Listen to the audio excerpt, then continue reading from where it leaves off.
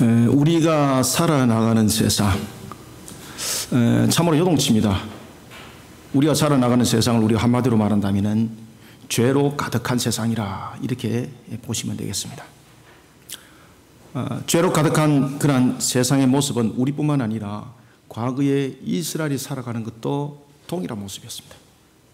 죄로 가득 찬 모습을 하고 있었던 이스라엘, 그들은 하나님의 백성으로 구분되었습니다. 그러나 그럼에도 불구하고 그들은 하나님의 백성답게 살아가지 못하면서 죄로 가득한 모습을 하고 살아가게 됩니다. 그때에 하나님이 이사야를 부릅니다. 이사야 또한 하나님 앞에 죄인인 거로 그가 이렇게 말합니다. 하나님의 거룩함 앞에 내가 어찌 설 수가 있습니까? 나는 하나님의 거룩함 앞에 설 수 없는 나는 부정한 자입니다. 그리고 하나님께서는 그러한 이사야의 고백을 들으시고 이사야의 고백에 담겨있는 그 신앙 앞에 하나님은 죄사함으로 응답을 합니다. 그리고 죄가 가득한 이스라엘 가운데에 이사야를 하나님의 심판과 구원의 메시지를 전가할 정인으로 세우게 됩니다. 그 이사야가 전가했던 그 내용은 다름이 아니라 바로 죄악에 따른 이스라엘의 값이었습니다. 죄는 반드시 값이 있습니다. 하나님의 백성도 죄는 반드시 값이 있습니다. 그것이 하나님의 공입니다. 그것이 하나님의 거룩성입니다. 그것이 하나님의 불변하심입니다. 하나님의 백성이라고 죄를 지었을 때 그 죄가 무시되는 것이 아닙니다. 똑같이 죄악에 따른 이스라엘 값은 바로 바벨론에 의해서 처참하게 무너지는 것이었고 포로가 되는 비극이었습니다. 세상 사람보다도 아마 더 큰 상처가 가는 그런 징계의 값이었습니다.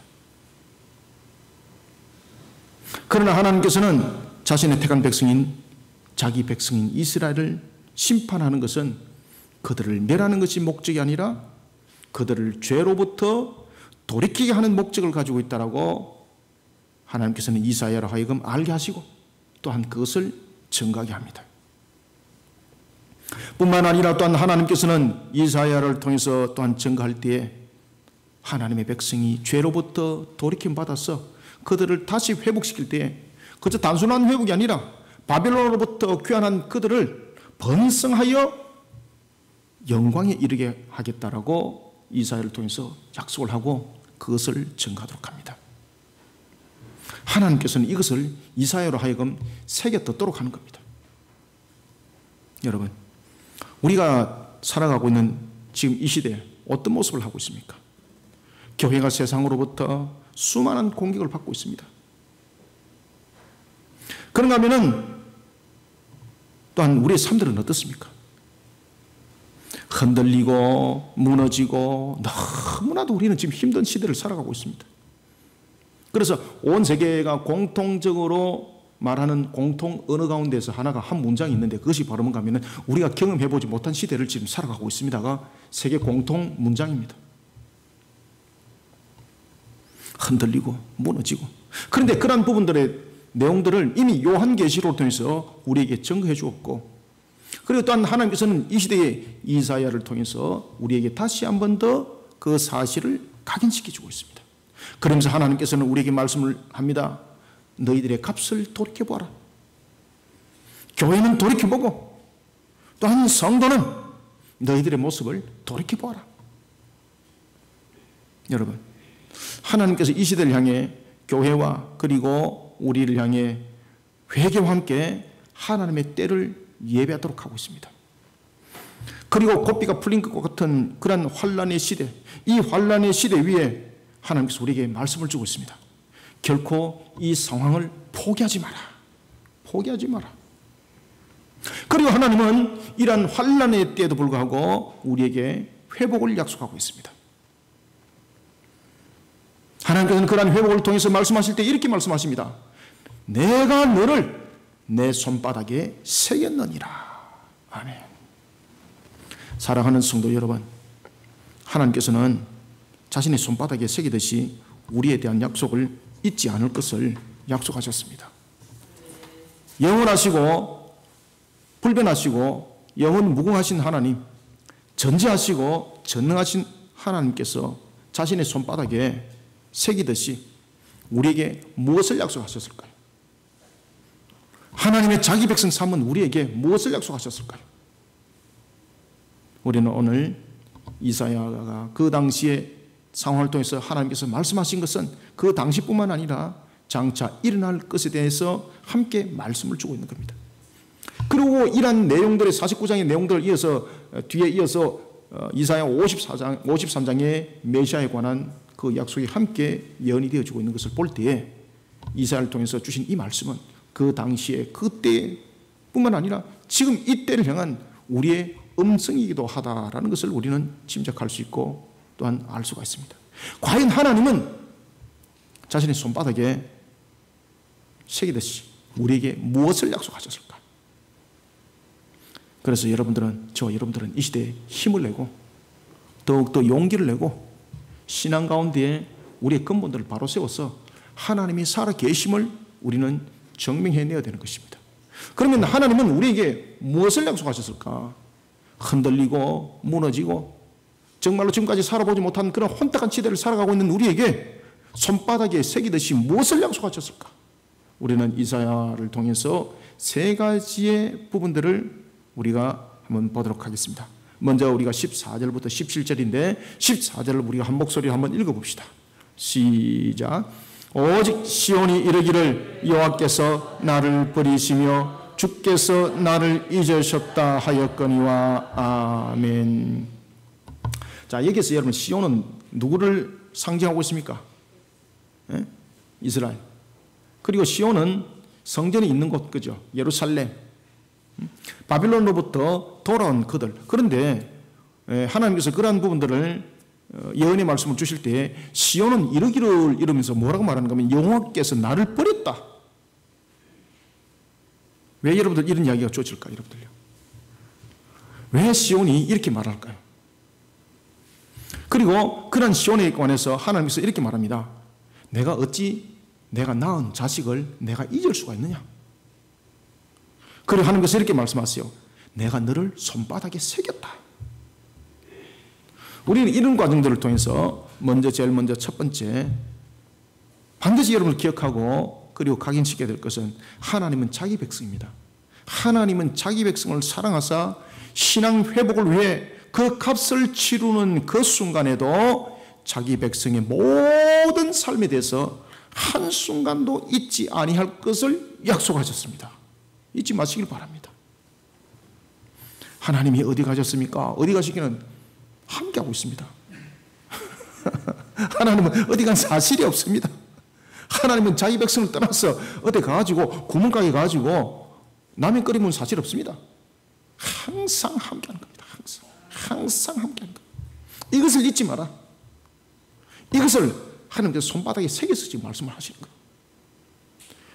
어찌 젖먹이는 자식을 그 의미가 모른다 할 수 있느냐?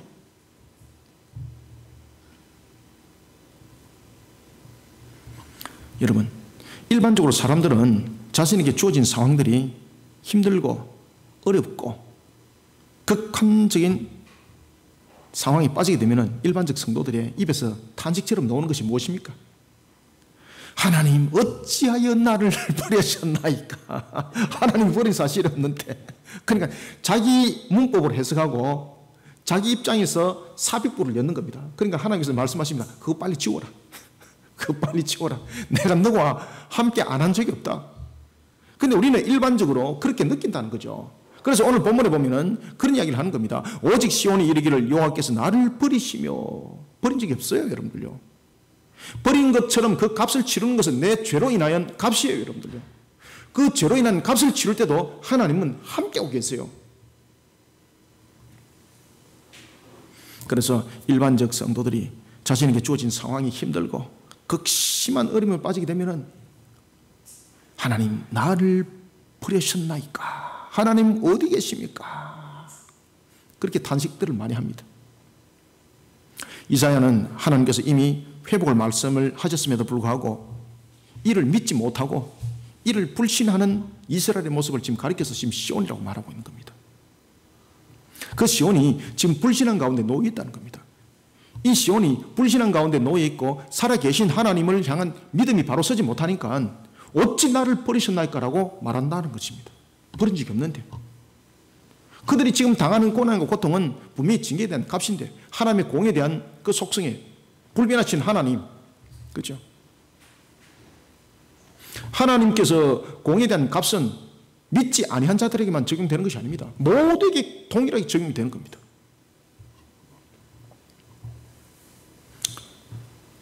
그 시온의 모습은 자신들의 값을 돌아보지 못하는 겁니다. 사실 그들에게 주어졌던 그런 불신한 가운데 주어진 값은 쓰러짐을 당하는 칼이었습니다. 야, 얼마나 두렵습니까? 칼은 공포잖아요. 베어버리면 죽는 거지 않습니까? 그리고 그들에게 또한 나타났던 것은 두 번째는 화살로 나타나는 겁니다. 여러분들, 활이 당겨서 화살을 쏘았습니다. 그 화살이 돌아옵니까? 화살은 수업이 없습니다. 그들이 당하는 고통이 바로 칼의 고통이었고 바로 되돌릴 수 없는, 멈추지 아니하는 그런 화살과 같은 무너짐이었습니다. 그러니까 그들 입에서 탄식이 나올 수밖에 없다는 거죠. 그것도 시온의 입에서 나옵니다. 어찌하여 하나님 나를 버리셨나이까. 그때 하나님께서 이사야에게 말씀을 주고 있습니다. 그들이 그렇게 한탄할 때도 내가 그들을 떠나지 아니했다는 것을 가르쳐라. 왜냐하면 그들이 당하는 고난과 고통은 바로 그들이 다시는 하나님 앞에 불신하여 똑같은 동일한 죄의 값을 지불하지 않도록 하기 위한 그 값이다. 여러분, 우리는 믿는 자든 믿지 않는 자든 똑같이 죄의 값으로 죽음을 당합니다. 그런데 그 죽음은 불신자들에게는 죽음이 징계로 끝나지만은 신자들에게는 그 죽음이 징계의 값임과 동시에 다시는 죄를 짓지 아니하는 죄의 단죄를 의미를 하고 있고 그 속에 우리에게 생명의 부활이 약속이 되어져 있습니다. 이와 같이 하나님께서 이사야를 통해서 그 말씀을 주고 있는 거예요. 어찌 상황 속에 펼쳐 있는 것을 눈으로 보고 그리고 육신적으로 느끼는 것만 가지고 단식하느냐. 이사야 선지자를 통해서 하나님께서 말씀하십니다. 이스라엘은 자신의 눈앞에 펼쳐지는 상황만 보고 지금 판단하고 있다. 다시는 회복될 수 없구나. 하나님이 우리를 버렸구나. 이 상황 가지고 그들은 무너지고 있다는 겁니다. 그런데 성경에 보시면은요, 신명기 32장 9절에 보면은 하나님께서 분명한 말씀을 하셨어요. 그것은 어떤 말씀을 남겼는가 하면은 오늘 오후 예배 때도 그 단어가 등장을 합니다. 뭔가 하면은 하나님은 자기 백성을 분기 삼았습니다. 여러분, 분깃이 무엇인가 아십니까? 분깃은 뺏기면 안 되는 것, 뺏길 수 없는 것, 이것이 분깃입니다. 하나님은요, 이 만물을 통해서 하나님께서 택한 백성을 자신의 분깃으로 삼았어요. 그것을 신명기 32장 9절에서 명확하게 증거해주고 있는 겁니다. 그런가 하면 그런 분깃을 삼은 자기 백성을 하나님은 어떻게 하신다고? 욥기 6장 6절은 말합니다. 여호와는 자기 백성을 돌보신다고 말입니다. 그런가 하면 사무엘상 12장 22절 보십시오. 하나님은 자기 백성을 절대 버리지 않는다고 우리에게 증거해주고 있습니다. 자신의 입맛에 달면 삼키고 서면 뱉어버리는 그런 세상의 모습이 아닙니다.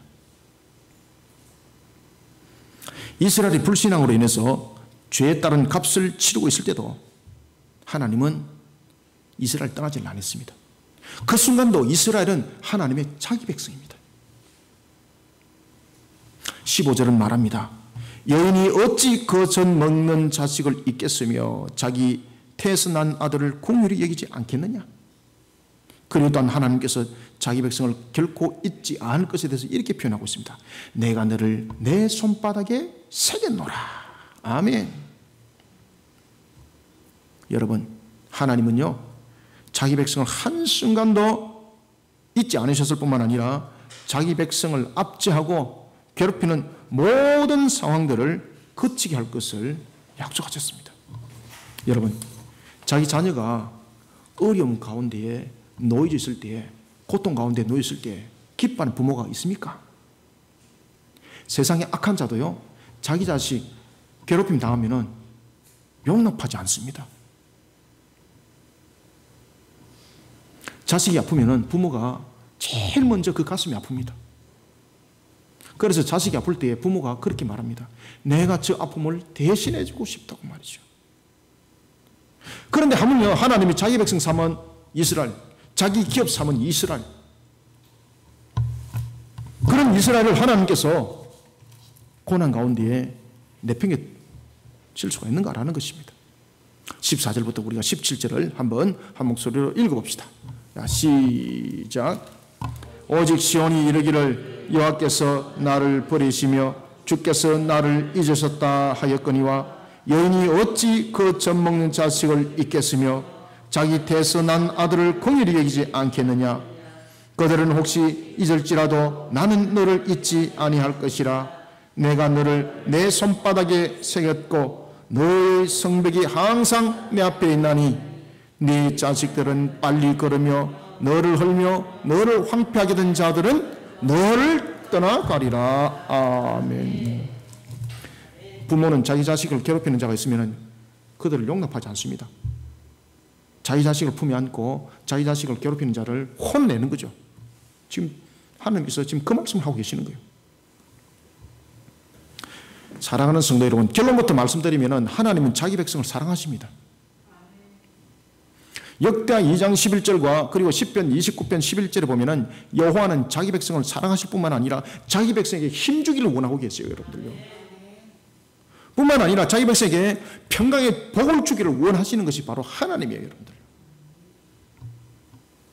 세상 사람들은 눈에 보이는 재물과 같은 물질을 자기 기업으로 삼지만은요, 하나님은 자기 백성을 자기의 기업으로 삼았다라고 증거해 주고 있습니다. 기업이 무엇입니까? 기업은 남에게 줄 수 없는 겁니다. 기업이 무엇입니까? 기업이면 남에게 줄 수 없을 뿐만 아니라 남에게 뺏기면은 자신이 흔적이 없는 겁니다. 따라서 레위기 25장에 보면은 각 지파별로 준 기업이 있는데 그 기업은 희년이 되면은 꼭 주인에게 되돌려 주라고 말하고 있습니다. 주인에게 꼭 되돌려 주라고 하나님께서 명령하셨습니다. 하나님의 법입니다. 그래서 기업은 뺏길 수가 없는 거예요. 하나님은 저와 여러분들을 자기 백성 삼으셨습니다. 하나님은 저와 여러분들을 하나님의 기업 삼으셨습니다. 어떤 상황 속에서도 뺏길 수 없어요. 어떤 상황 속에서도 저와 여러분들을 내팽개치지 않습니다. 여러 가지 상황적인 측면에서 지금 많이 우리가 신앙적으로 어려움을 당하고 있습니다. 우리가 역대 교회가 이렇게 외부로부터 환난을 당하고 고난을 당한 적이 없습니다. 군사 독재 시절 때도 교회가 이렇게 어려움을 당한 적이 없습니다. 그러나 이런 때를 향해서 하나님께서 우리에게 주시는 말씀이 있습니다. 그것은 바로 뭔가 하면은 돌이키라는 것입니다. 어떤 관계 속에서도 우리는 하나님의 자기 백성이고 어떤 관계 속에서도 우리는 하나님의 기업입니다. 여러분, 사무엘하 24장 한번 보십시오. 사무엘하 24장에 보면은 지금까지 하나님을 의지하였던 다윗이 한순간 바뀌어버려요. 어떻게 바뀌어버리는가 하면은 하나님을 의지하는 신앙이 아니라 자기의 힘을 확인해 보려고 하는 세상적인 관점 속에 자기 자신을 돌아보기 시작해요. 성성장구했거든요. 그리고는 이제 자신의 그런 세력들의 힘들이 어느 정도 되는지 군대 개수를 하게 됩니다. 그때 하나님이 그런 불신앙을 용서치 않습니다. 공의 하나님, 그 공의는 하나님의 백성뿐만 아니라 모든 세상 사람들에게 동일하게 적용이 되는 겁니다. 그래서 하나님은 불변하심입니다. 공의는 불변합니다. 우리를 향한 사랑도 불변하는 것과 마찬가지로 공의도 불변합니다. 사랑만 불변하고 다른 것은 다 변하는 것으로 착각하고 있는데 천만에 여러분들, 불변한 속성은 공의와 연결되어 있고 모든 것과 함께 다 연결되어 있는 것이 하나님의 속성입니다.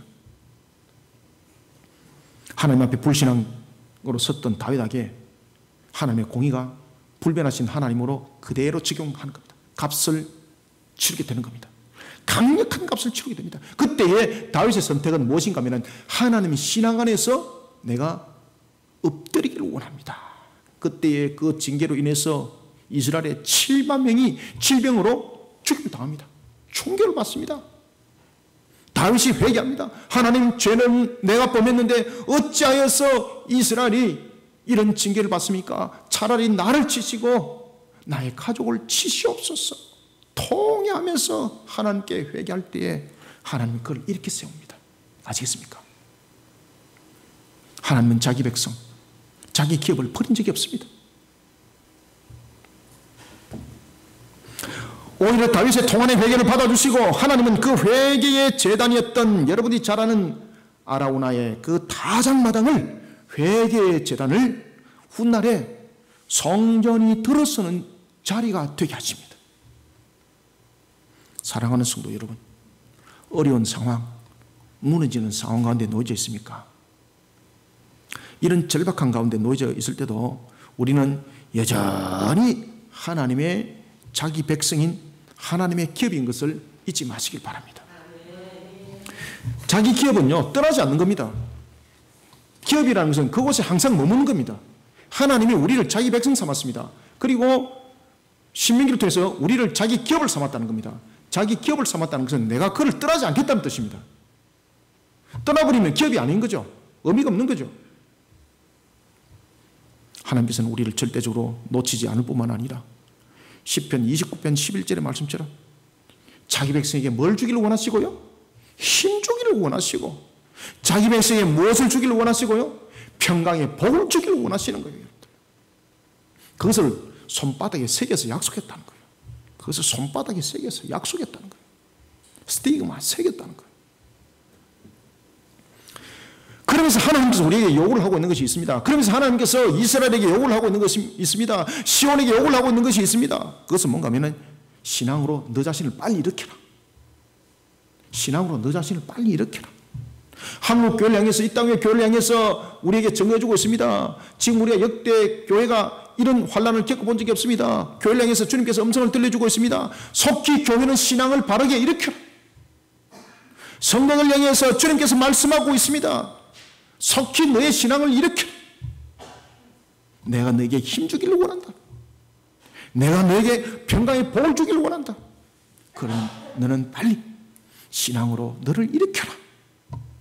사랑하는 성도 여러분, 하나님은 자기 백성을 사랑하시고, 그리고 신앙의 회복을 위해서 그 값을 치르는 그 순간에도 하나님은 자기 백성의 모든 삶들에 대해서 한순간도 잊지 않을 것을 약속하셨습니다. 그러니 우리는 이런 당하는 환난과 이런 고난 가운데 놓여 있을 때에 우리를 신앙의 값으로서 우리를 바르게 이렇게 세우는 일에 총력을 기울여야 하는 것입니다. 예배 회복을 일으켜야 되는 것입니다. 이러한 속에 우리의 신앙들을 바르게 회복시키는 저와 여러분들이 다 되시기를 소망합니다. 그 다음에는 두 번째는 하나님이 손바닥에 새기면서 무엇을 약속하셨을까? 자, 18절을 우리 한번 읽어봅시다. 18절 시작. 네 눈을 들어 사방을 보라. 그들이 다 모여 네게로 오느니라. 나 여호와가 이르노라. 내가 나의 삶으로 맹세하노니 네가 반드시 그 모든 무리를 장식처럼 몸에 차며 그것을 띠기를 신부처럼 할 것이라. 아멘. 무엇을 약속하셨습니까? 18절 하반절에 약속하셨죠. 예? 그 모든 무리를 장식처럼 몸에 찰 것이고 그것을 띠기를 신부처럼 할 것이다. 자, 이거는 무엇을 의미하고 있을까? 그럼 여기서 장식이라는 의미와 신부라는 의미가 무엇을 말하고 있을까? 한마디로 여러분들에게 말씀드리면요, 뒤에서도 말씀드리겠는데 바로 영광스럽게 만들어가는 것을 상징하고 있습니다. 의미하고 있습니다. 따라서 우리는 두 번째 18절을 통해서 바른 신앙의 회복입니다. 아시겠습니까? 우리는 하나님의 자기 백성이고 하나님의 자기 기업인 우리에게 항상 주어지는 것은 뭔가 하면 이 땅의 삶을 살아가면서 우리는 항상 바른 신앙의 회복하는 일에 전력을 기울여야 됩니다. 그런 두 번째 바른 신앙의 회복을 위해서 그 값을 치른 자기 백성입니다. 아시겠습니까? 치르는 과정에 있는 자가 있고 치르는 과정에는 하나님이 지키시는 거예요. 보호하시는 거예요. 그 값을 치른 하나님의 백성은 어떻게 만드시는가 하면 하나님이 영광스럽게 만들어갈 것을 굳게 약속하셨습니다. 그 값을 다 치르시길 바랍니다.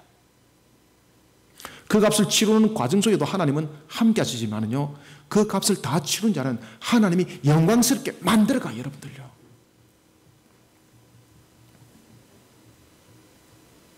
하나님께서는 이사야로 하여금 미래에 되어질 일에 대한 것을 영적으로 목격하도록 합니다. 그 장면은 다름이 아니라 바른 신앙의 회복을 위해서 그 값을 치른 하나님의 자기 백성입니다. 치르고 있는 이 아니라 치룬입니다. 치룬, 완료형.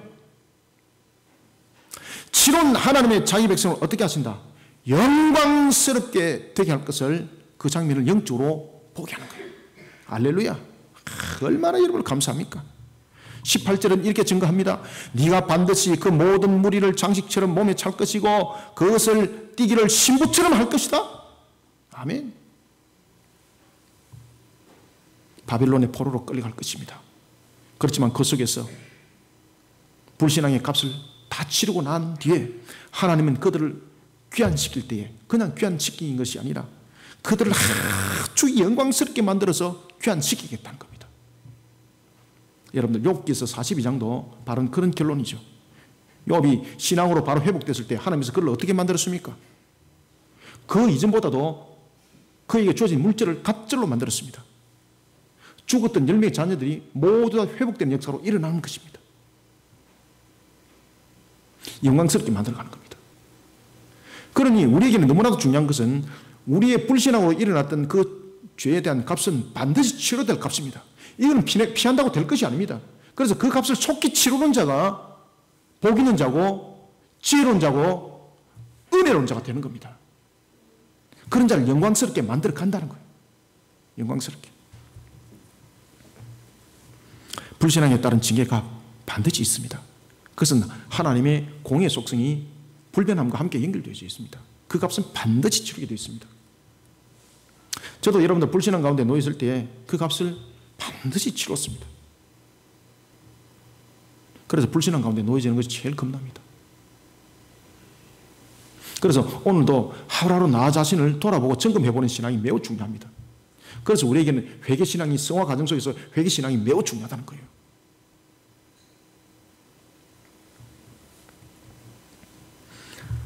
오늘 본문에 보면은 자신의 죄를 회개하고 돌이킨 하나님의 자기 백성을 18절에서 어떻게 한다고 하나님은 약속하고 있습니까? 18절에 보면은 무리를 장식처럼 몸에 찰 것이고 두 번째 신부처럼 할 것이다. 여러분들 야고보서 2장 2절에 보면은 장식은 불을 상징합니다. 그런가 하면은 사사기 8장 21절부터 26절에 보면은 장식을 빼앗는 것은 성리를 상징합니다. 그리고 특히 에스겔서 16장 8절에서부터 18절이 매우 중요한데 에스겔서 16장 8절에서부터 13절에 보면 장식과 신부를 무엇으로 표현해 놓고 있는가 하면 바로 영화로움으로 표현해 놓고 있습니다. 영화로움으로. 하나님께서는 바른 신앙의 회복을 위해 그 값을 치룬입니다. 치르고 있는이 아니라 그 값을 치른 자기 백성을 영광스럽게 만들어갈 것을 손바닥에 새겼습니다. 변하지 않는다는 거예요. 영원하시고 불변하신 하나님께서 약속하셨습니다. 그 약속을 하나님께서는 손바닥에 새긴 것을 다시 한 번 더 이렇게 말씀하십니다. 내 삶을 두고 맹세한다. 대단한 거죠. 영원하시고 불변하신 하나님께서 자신의 삶을 두고 맹세했다는 거예요. 반드시 그렇게 된다는 겁니다. 저도 이 말씀의 증인입니다. 우리가 18절을 다시 한 번 더 한 목소리로 읽어보겠습니다. 시작.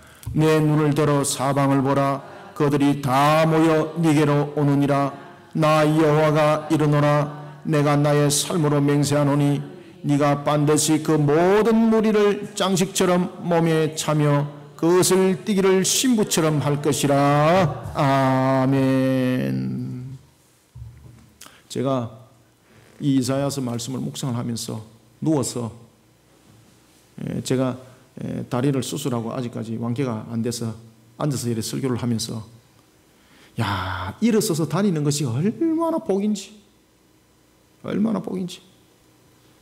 일어서려고 하다가 집에서 넘어져가지고 뇌진탕 날 뻔했고 계단에서 자빠져가지고 팔 다 까지고 이러니 야, 이거 일어서서 걷는 것이 얼마나 귀한지 누워보면 압니다, 여러분들. 하나님이 우리에게 얼마나 큰 은혜를 베풀어 주신지 당해보면 압니다, 여러분들. 아시겠습니까? 하나님은 우리를 떠난 적 없어요, 여러분들요. 하나님은 신앙의 회복 가운데에 그 값을 치른 자기 백성을 하나님은 내팽개친 사실이 없어요. 신앙의 회복을 해서 그 값을 치른 자기 백성, 하나님은 반드시 영광스럽게 만들어 갈 것을 하나님은 자신의 삶을 두고 맹세하셨습니다. 여러분들, 우리가 다윗을 다시 한 번 더 조명해 봅시다. 우리가 욥도 앞에 조명해 봤지 않습니까? 신앙의 회복을 일으켰던 욥에게 하나님은 그를 다시 영광스럽게 만들어 갔을 때에 모든 것을 회복시켰는데 갑절로 회복시켰습니다. 다윗도 마찬가지입니다. 여러분, 다윗을 한번 잠깐 돌이켜 봅시다. 우리가 사무엘하 24장에 보면은 다윗은 하나님을 불신해서 바로 앞에서도 봤습니다만 하나님을 불신했던 그런 불신앙의 문제로 인해서 어떤 일을 당했습니까? 그로 인해서 이스라엘의 7만이 질병으로 죽임을 당했습니다. 그런가 하면 사무엘하 1장에 보면은 그는 바세바와 간음하고 그리고 자신의 신복이었던 바세바의 남편인 우리아에 대해서 살인 교사를 하는 끔찍한 죄를 범합니다. 이런 다윗. 특히 사무엘하에 나타나는 바세바의 간음과 그리고 자신의 신복이었던 우리아의 살인 교사는요, 충격적 장면이었습니다. 충격적 장면이었습니다. 이런 다윗을 하나님께서 어떻게 하셨습니까? 이런 다윗이 자신의 죄를 알고 그 값을 치르고 통회하고 자복합니다. 그때 다윗은 그 죄에 대해서 전부 다 값을 다 치렀습니다. 반드시 치르게 되어 있습니다. 바세바의 사이에서 낳았던 자녀가 죽임을 당하죠. 그런가 하면은 솔로몬이 아니라 압살롬이 아버지를 배반했을 때에 다윗이 뭐라고 고백합니까? 내가 하나님 앞에 죄를 범한 것이 있으니 내가 그 값을 지금 치르고 있으니 잠잠하여라. 내가 그 값을 다 감당하리라. 잠잠하여라. 사람들 잠잠하여라. 이렇게 다윗이 진정으로 자신의 죄에 대해서 자복하고 그 값을 치웠을 때에 하나님은요, 회개한 그 신앙의 그 바탕 위에 바로 성전의 틀을 주셨습니다. 그리고 또한 하나님은 축복하셔서 솔로몬을 허락하셨습니다. 영광스럽게 그렇게 만들어갔던 겁니다.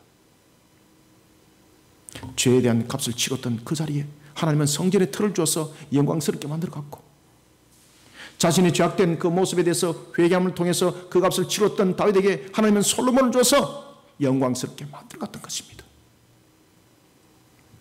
그리고 하나님께서 무엇을 약속하십니까? 다윗을 통해서 사무엘하 7장에 축복을 하기를 내가 너희 후손을 통해서 이 왕권이 영원히 머물게 할 것이다. 아멘. 영광스럽게 만들어가는 거죠. 사랑하는 성도 여러분, 하나님은 자기 백성을 영광스럽게 만들어 그 영광을 받으십니다. 하나님은 이것을 자기 삶을 두고 맹세하셨습니다. 하나님의 속성이 이것을 대변하고 있습니다. 공의, 불변, 영원성. 하나님의 자기 백성이 되는 사랑하는 성도 여러분, 바른 신앙의 회복을 통해 하나님께서 저와 여러분들을 영광스럽게 만들어 가기를 소원합니다. 그 다음에는 마지막으로 세 번째, 하나님은 무엇을 자기 손바닥에 새겨서 우리에게 약속을 하셨는가? 19절부터 21절. 자, 19절 또 한 목소리를 한번 읽어봅시다. 자, 시작. 이는 네 황폐하고 적막한 곳들과 네 파멸을 당하였던 땅이 이제는 주민이 많아 좁게 될 것이며 너를 삼켰던 자들이 멀리 떠날 것이니라. 아멘. 무엇을 지금 약속하십니까? 회복을 약속하시는데 19절부터 21절 내용을 읽어보면 단순한 회복이 아닙니다. 두 가지를 약속하시는데 첫 번째는 번성에 대한 약속이고 두 번째는 대적들을 쫓아내어서 번성시키는 겁니다. 여러분들, 번성을 해도 대적이 함께 있으면 어떻게 되는 겁니까?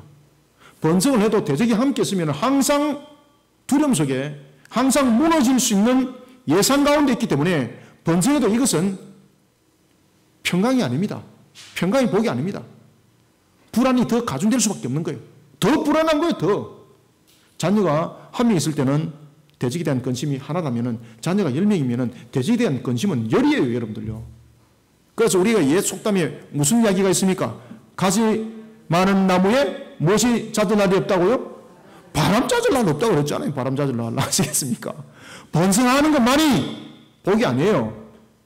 번성하되 무엇이 없어야 된다? 대적이 없어야 되는 거예요. 대적이 없어야 되는 거예요. 오늘 본문에 보면은 세 번째 19절부터 20절에서 하나님께서는 그것을 약속하셨어요. 자기 백성에게. 자기 기업 삼은 우리를 향해서 말입니다. 따라서 우리는 19절부터 21절 통해서 마지막으로 세 번째 신앙의 회복입니다. 신앙의 회복으로 그 값을 치른 자기 백성입니다. 신앙의 회복으로 그 값을 치른 자기 백성을 세상 사람들이 의문점을 던질 정도로 하나님은 번성하게 일으킬 것을 약속하셨습니다. 그래서 세상 사람들이 깜짝 놀라가지고 야, 이 사람이 하나님의 큰 사람이구나. 그런 탐복이 세상 사람들이 입을 통해서 고백시키겠다는 겁니다. 고백시키겠다는 겁니다.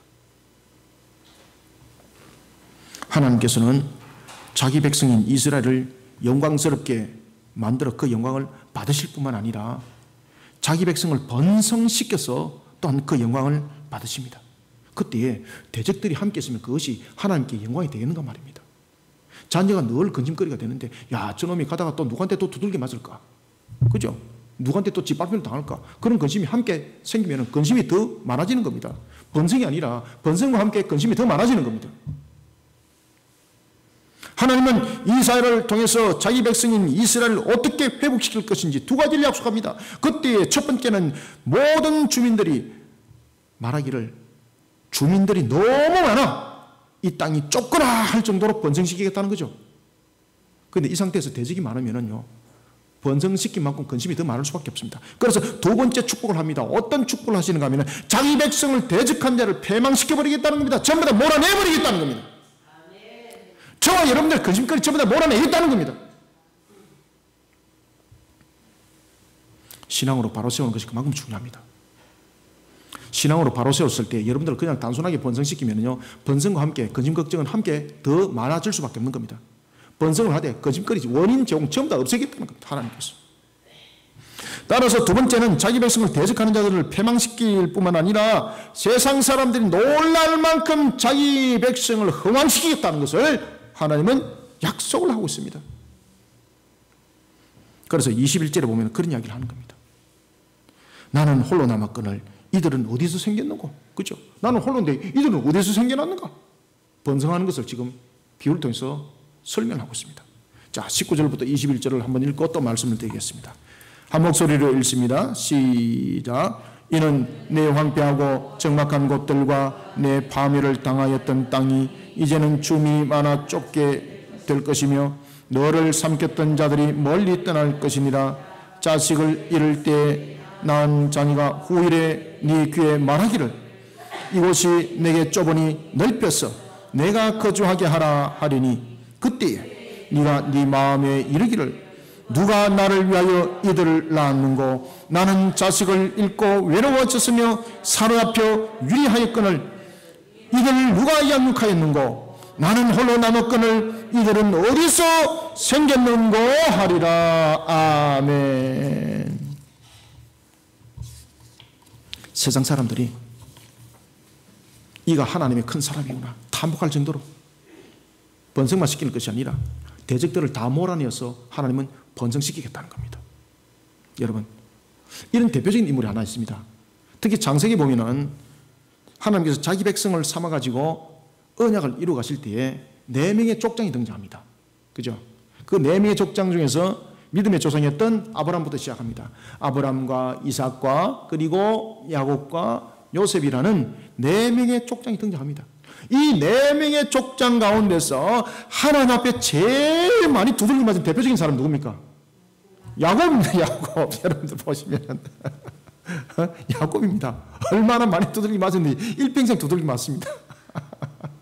그래서 바로 왕 앞에 섰을 때에 그가 뭐라고 고백합니까? 그가 130세에 바로 왕 앞에 설 때 이렇게 말합니다. 나는 나이가 130인데 참으로 고난의 세월을 살아왔습니다.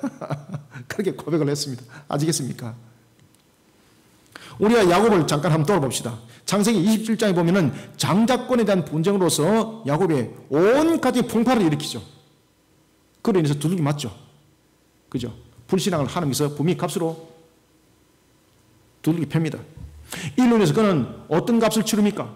20년 동안 어머니를 자신이 가장 사랑했던 어머니, 그리고 또한 그 어머니는 자신이 가장 사랑했던 자녀와 20년을 생입을 하는 겁니다. 그리고 평생 못 만납니다. 그 사이에 어머니는 죽게 되는 겁니다. 그는 20년 동안 헤어져서 평생 가보지 못했던 밧단 아람이라는 곳에 가서 외삼촌과 함께 살아가는데 그곳에서 종살이를 하는 겁니다. 종살이. 심지어 여러분들 그가 살아왔던 삶을 창세기 31장 4절이 대변하고 있는데 그는 자신의 외삼촌이 자신을 만나서 나누는 대화 속에서 이런 이야기를 하고 있습니다. 외삼촌은 나를 마치 노예처럼 사용하면서 나와의 그런 품삯에 대해서도 10번이나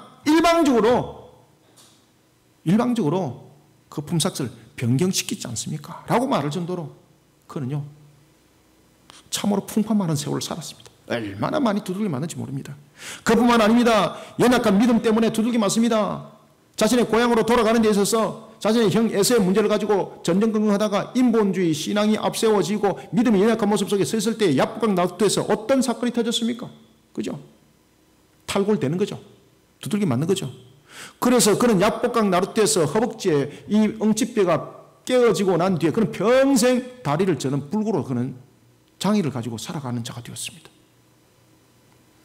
그뿐만이 아니었습니다. 가정을 신앙으로 바로 세우지 못하다 보니까요, 가정이 불신앙 가운데 세워지다 보니까 온 가정이 그 값을 치르게 됩니다.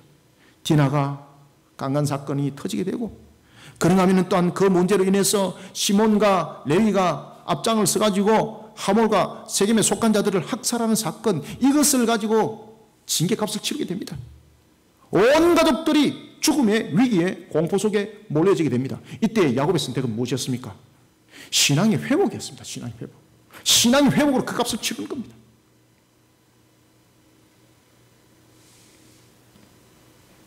그뿐만 아니었습니다. 야곱은 보십시오. 자신의 장자였던 러우벤, 자신의 첩과 통관을 합니다. 그뿐만 아니라 요셉을 잃어버린 사건까지 뼈아픈 사건이 야곱의 평생을 괴롭히고 있습니다. 그래서 그는 창세기 47장 9절에서 바로 왕 앞에 섰을 때에 뭐라고 고백했습니까? 내가 130을 살아왔는데 험악한 세월을 살아왔다라고 고백을 하잖아요. 그만큼 많이 두들겨 맞았어요. 그런데 그만큼 많이 두들겨 맞았던 야곱이었지만 하나님의 신앙으로 그를 근본으로 바로 세웠을 때에, 신앙의 회복으로 그 값을 치렀을 때에 하나님은요 그를 번성하게 이렇게 쓰게 만들었습니다. 야곱의 그 한 사람을 통해서 하나님은 70인이 되게 했을 뿐만 아니라 나중에 430년 후에 그 한 사람을 통해서 약 한 300만에 이르는 대민족을 번성시키게 만들었던 것입니다. 하나님은 신앙으로 회복되었던 그 값을 치렀던 야곱을 통해서 그 한 사람을 이스라엘 삼았고, 그 이스라엘을 통해서 12아들을 낳게 했으니 이스라엘 족속들이 되었고, 그리고 그들을 통해서 430년 후에 큰 민족을 이뤘으니 출애굽기 12장 37절부터 42절에 보면은 남자 장정만 60만 가량이 되었고 약 한 250만에서 300만에 이르는 큰 민족이 애굽을 벗어나게 되는, 하나님께서 번성시키는, 그리고 대적을 물리치는 놀라운 역사들이 일어났던 것입니다. 여러분, 이사야서 49장 21절의 말씀처럼 저와 여러분들은 누가 양육하였습니까? 마치 우리는 홀로 남은 자들과 같았습니다. 그런데 이들이 어디서 생겨났겠습니까? 이런 물음이 세상 사람들에게 저와 여러분들을 향해서 아마 곧 던질 것입니다. 그들은 우리를 향해서 이렇게 말할 겁니다. 야, 이가 하나님의 큰 사람이구나. 사랑하는 성도 여러분, 신앙의 바른 회복을 불러일으키시길 바랍니다. 그리고 하나님의 손바닥에 그 이름이 야곱이 이스라엘로 새겨졌던 것처럼 저와 여러분들의 이름이 그렇게 새겨지기를 소망합니다. 하나님은 신앙의 회복으로 그 값을 치룬 자기 백성을 세상 사람들이 의문점을 던질 만큼 번성시켜 일으킬 것을 약속하셨는데, 야곱이 있을 때에 그 사실이 그대로 적용되면서 우리에게 또한 가르쳐주고 있다는 것입니다. 하나님은 이 약속을 야곱에게만 적용시킨 것이 아니라 이 시대에 저와 여러분을 향해서 동일하게 말씀하고 있는, 하나님께서 우리에게 약속하신 말씀, 변하지 아니하는 약속의 말씀, 하나님께서 새긴 말씀, 이 말씀을 잊지 말고 오늘도 자기를 하나님의 신앙 가운데 바른 값을 치러 나가는 우리 모두가 되기를 소망합니다. 말씀을 맺겠습니다.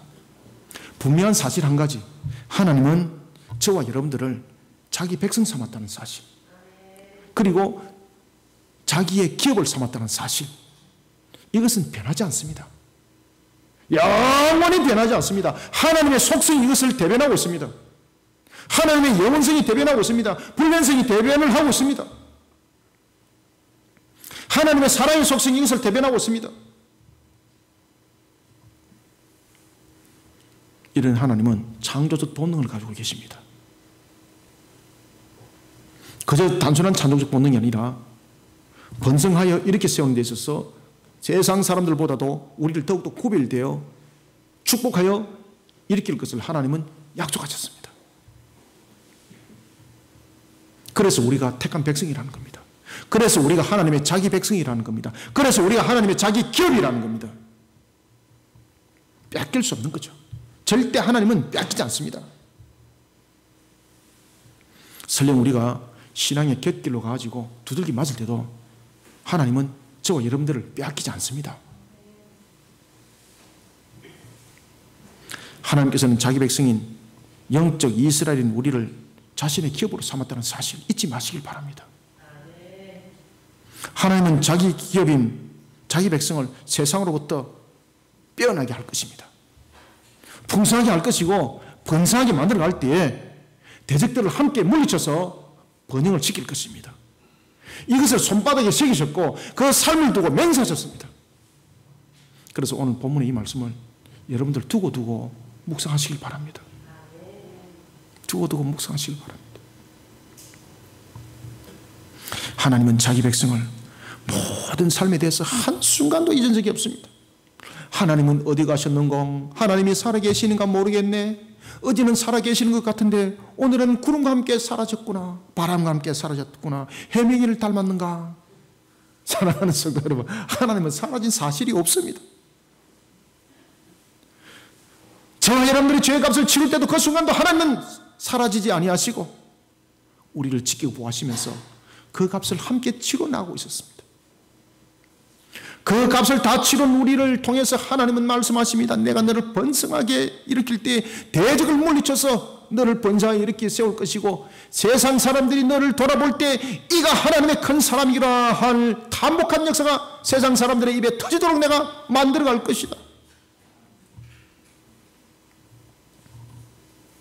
여러분, 지금 여러분들의 삶들이 힘이 듭니까? 어려움들이 있습니까?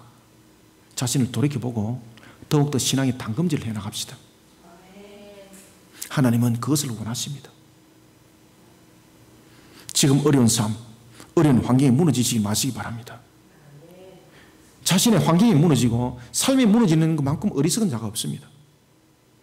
그래서 그런 삶의 환경이 무너져가지고 자살바에서 떨어지고 그런 멍청이 같은 삶을 살아가지 마시길 바랍니다. 그런 멍청한 것을 경험하지 마시길 바랍니다. 하나님은 한순간도 우리를 떠나지 않았습니다. 하나님은 한순간도 우리를 버린 사실 없습니다. 왜냐하면 우리는 하나님의 자기 백성이고 하나님의 자기 기업입니다. 사랑하는 성도 여러분, 저와 여러분들은 하나님의 손바닥에 새겨져 있는 자들입니다. 오늘도 하나님의 기업이라는 사실을 알고 하나님을 향한 신앙으로 자신을 바로 세워나가는 일에 우리 모두가 되기를 주님의 이름으로 축원합니다. 살아계신 아버지 하나님, 주께서 베푸시는 은혜를 감사드립니다. 눈에는 보이지 아니하지만 오늘도 살아계셔서 우리를 이끄시고 다스리시는 하나님, 우리를 자기 백성 삼으시고 자기 기업을 삼으신 하나님, 불신앙 가운데 우리가 또한 때로는 곁길 가다가 넘어진 자의 모습을 할 때도 우리를 버린 사실이 없고 떠난 사실이 없을 때 오히려 우리는 입술을 통해서 하나님이 어디 계십니까? 라는 불신앙의 탄원의 음성이었음을 이 시간에 고백합니다. 회개하나이다. 오늘도 우리의 신앙의 근본들을 바로 세워나가 하나님이 영광되기를 원하고 오늘도 우리의 신앙의 근본들을 바로 세워나가 주님의 기쁨이 되기를 원합니다.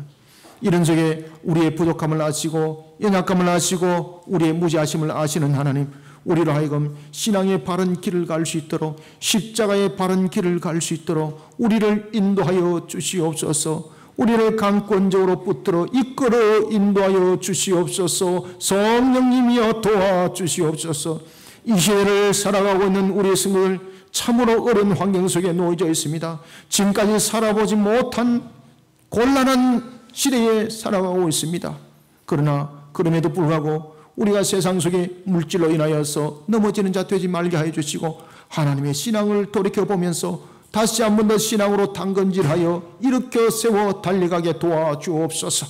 이런 속에 우리 성도들 오늘 주신 말씀대로 주님의 번영의 역사를 이렇게 세워주시고 돼지과 같은 무리들을 물리쳐 번성시켜 주시기를 원합니다. 우리 성도들을 영광스럽게 하여서 하나님 영광 되게 하여 주옵소서. 따라서 2020년 반석에 세워진 교회로서 성도로서의 그 모든 사역들을 더욱더 힘있게 달리갈 수 있도록 십자가 군병되게 하여 주시고 성령에 녹아드는 사람으로 이와 같이 신앙 안에 하나님 영광의 열매를 피워나가게 도와주시옵소서. 오늘도 부족한 종의 입술을 통하여 증거했던 말씀이 우리 모든 성도들의 심령 속에 옥토밭을 읽었던 그 심령 가운데 안구의 양식이 되하여 풍성한 열매 결실을 맺게 도와주시옵소서. 오늘도 성령 하나님 종의 입술 통해서 증거된 말씀을 이와 같이 은혜의 열매로 결실을 맺도록 하나님 앞에 의탁하오니 주여 역사에 이렇게 세워주시고 우리의 성도들에게는 또한 은혜 충만한 시간이 되게 하시며 세상으로부터 구별된 또한 신앙의 걸음을 걷는 귀한 시간이 되게 역사하여 주시옵소서. 예수님의 이름으로 기도드립나이다. 아멘.